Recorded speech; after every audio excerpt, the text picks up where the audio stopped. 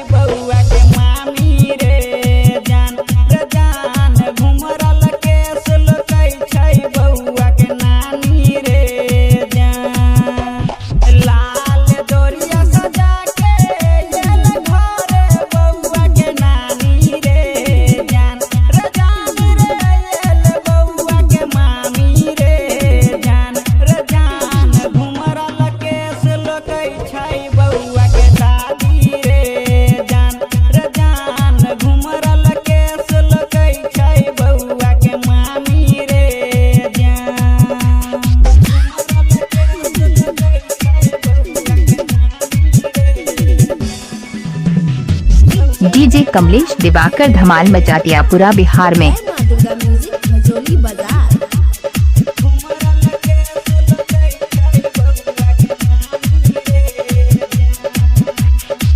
बचपन के पोसला घुरमला बउआ के केसरे, बउआ के मामी कहे हम लेबै केसरे। बचपन के पोसला घुमरला बउआ के केसरे, बउआ के मौसी कहे हम लेबै केसरे।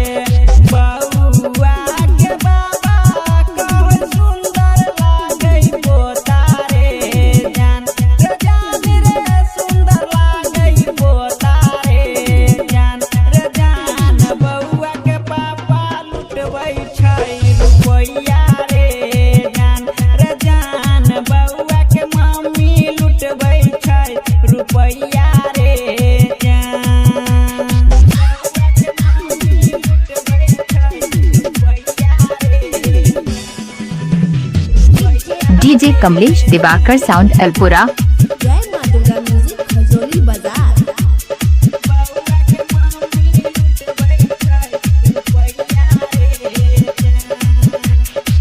बउआ के दादा दादी लुटबै छै धान रे, हजमा त कहे हमरा लागे बर मोन रे।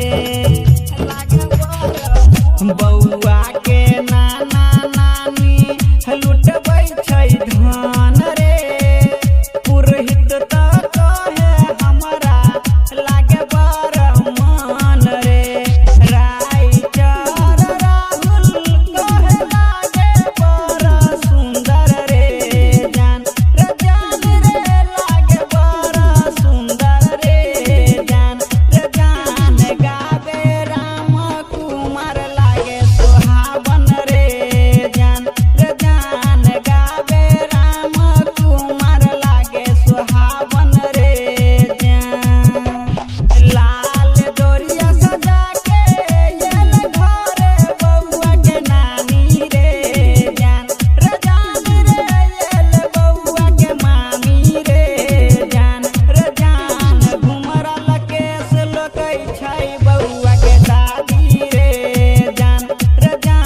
अभी आप सुन रहे हैं डीजे अलपुरा कमलेश मधुबनिया के फोन करने के लिए मोबाइल नंबर है 7708981462।